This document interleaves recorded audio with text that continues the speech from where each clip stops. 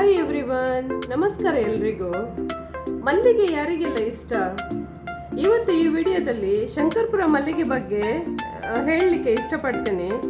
ಮಲ್ಲಿಗೆಯಲ್ಲಿ ತುಂಬ ವಿಧಗಳಿವೆ, ಆದರೆ ಈ ಶಂಕರ್ಪುರ ಮಲ್ಲಿಗೆ ಮಾತ್ರ ತುಂಬಾ ಫೇಮಸ್. ಯಾಕೆಂದರೆ ಇದರ ಪರಿಮಳ ತುಂಬಾ ಪ್ಲೆಸೆಂಟ್ ಆಗಿರ್ತದೆ. ನೋಡಿ, ಇದು ಮಲ್ಲಿಗೆ ಹೂವಿನ ಗಿಡ. ಈ ಗಿಡಗಳನ್ನು ಹೀಗೆ ನೆಟ್ಟು ಬೆಳೆಸ್ತಾರೆ, ಹಾಗೂ ಬೆಳಿಗ್ಗೆ ಹೂಗಳನ್ನು ಹೀಗೆ ಕೊಯ್ದು ನಾವು ಒಟ್ಟು ಮಾಡಬೇಕಾಗ್ತದೆ.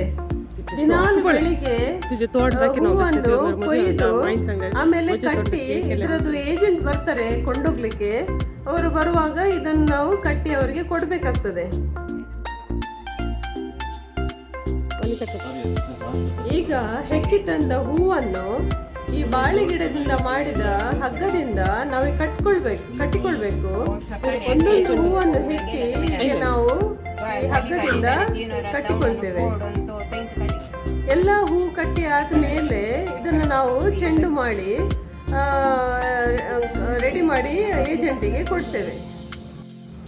ಒಂದು ಚೆಂಡು ಅಂತ ಹೇಳಿದ್ರೆ ಅದರಲ್ಲಿ 6 ಸುತ್ತು ಹೂ ಬರುತ್ತೆ. ಹಾಗೇನೆ ಒಂದು ಅಟ್ಟೆ ಹೂ ಅಂತ ಹೇಳಿದ್ರೆ ಅದರಲ್ಲಿ 4 ಚೆಂಡು ಹೂ ಬರುತ್ತೆ. ಹೀಗೆ ನಾವು ಅಟ್ಟೆ ಹಾಕಿ ರೆಡಿ ಮಾಡಬೇಕು. ಈ ಮಲ್ಲಿಗೆ ಹೂವು ಮದುವೆ ಫಂಕ್ಷನ್ಗಳಿಗೆ ಹಾಗೂ ಹಬ್ಬದ ದಿನಗಳಲ್ಲಿ ತುಂಬಾನೇ ಬೇಡಿಕೆಯಲ್ಲಿ ಇರ್ತದೆ, ತುಂಬಾನೇ ಯೂಸ್ ಆಗುತ್ತೆ. ಹಾಗೆಯೇ ಈ ಮಲ್ಲಿಗೆ ಹೂವನ್ನು ಸಾಬೂನು ತಯಾರು ಮಾಡಲಿಕ್ಕೆ ಹಾಗೂ ಸುಗಂಧ ದ್ರವ್ಯ ಪರ್ಫ್ಯೂಮ್ಸ್ಗಳನ್ನು ತಯಾರು ಮಾಡಲಿಕ್ಕೆ ಕೂಡ ಯೂಸ್ ಆಗ್ತದೆ ಅಂತ ಹೇಳ್ತಾರೆ.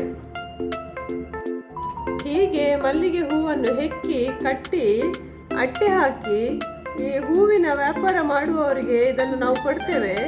ಅವರು ಇದನ್ನು ಮಾರ್ಕೆಟಿಗೆ ಸಪ್ಲೈ ಮಾಡ್ತಾರೆ. ಈ ವಿಡಿಯೋದಲ್ಲಿ ನಿಮಗೆ ಮಲ್ಲಿಗೆ ಹೂವಿನ ಕೃಷಿಯನ್ನು ಹೇಗೆ ಮಾಡ್ತಾರೆ ಎಂಬುದರ ಇನ್ಫಾರ್ಮೇಶನ್ ಶೇರ್ ಮಾಡಿದ್ದೇನೆ. ನಿಮಗೆ ಈ ವಿಡಿಯೋ ಇಷ್ಟ ಆದರೆ ಲೈಕ್ ಮಾಡಿ ಹಾಗೂ ಈ ಚಾನಲನ್ನು ಸಬ್ಸ್ಕ್ರೈಬ್ ಮಾಡಿ.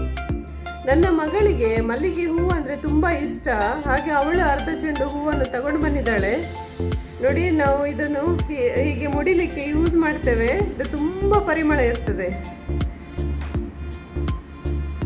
Thank you so much for watching.